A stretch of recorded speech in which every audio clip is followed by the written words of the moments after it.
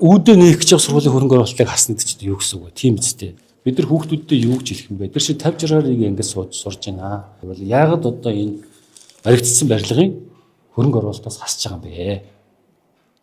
Энд чи одоо ирэх өдрөөс хүүхдүүд явах гээд энэ бэлтгэсэн байна шүү дээ. 12 сарын 31-нд одоо шинэ хагас семестрээс тэгэхэд хасдаг нь яаж байгаа юм бэ? Бид нар хүүхдүүдтэй юу гэж хэлэх юм бэ? Тэр шиг 50 60-аар ингэ сурж байна.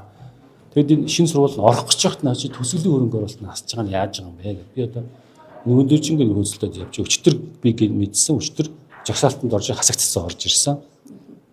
Тэг хин хийсэн бэ гэхээр одоо манай ажлын хэсгийнхэн авлагч болоод сангийн яамнаас сууж байгаад хассан юм шиг байлаа. Бид нар өөс асууж байгаа. Яагаад та нар хасж байгаа юм бэ гэж. Миний үзэл бодол таалагдахгүй байгаа юм уу?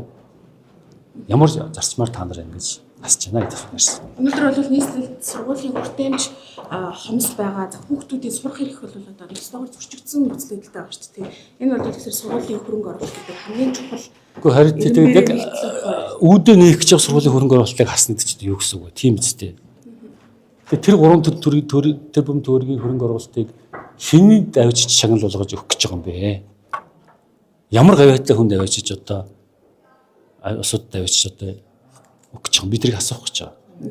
Бодвол гавьяа байгуулаад одоо өртөө болцсон байл гэдэг. Тэр хүмүүс. Энэ хэдвэр сургууль байна? Хаан уул дүүргийн 15 дугаар сургууль байгаа маа. Энэ одоо ингээд 2 дугаар хороо боёо нэхвлийн шарын баригдаж байгаа 640 хүүхэд буюу 1300 хүүхэд явахаар сургууль байхгүй юу? Усан төсвөр 2024 он санхүүжилтэд явж байгаа. За тэгээд энэ жил дуусаад одоо ингээд хүлээлгэж өгөх гэж байна. Тэгсэн төгсгөлийнх нь 3 тэрбум төгрөгийг ингээд хасаад сургуулийн ашиглалтанд орох болцоог болгоо хийж байгаа. 34 дугаар сургуулиас баригдаж 34 дугаар сургуулийн асуудал яригдж байгаа. Бид нараас эрхлэн хот очих газар дээр нь ажиллах гэж байгаа. Тэр бас маш хүн сургуулиуд байгаа. ажил нь удаашрж байгаа нас санхүүжилт байна. Тэгээд ерөөсөө санхүүжил. Тэгээд яагаад энэ байрлал эхэлсэн ажлууд дуусгахгүйгээр ингээд шин ийм одоо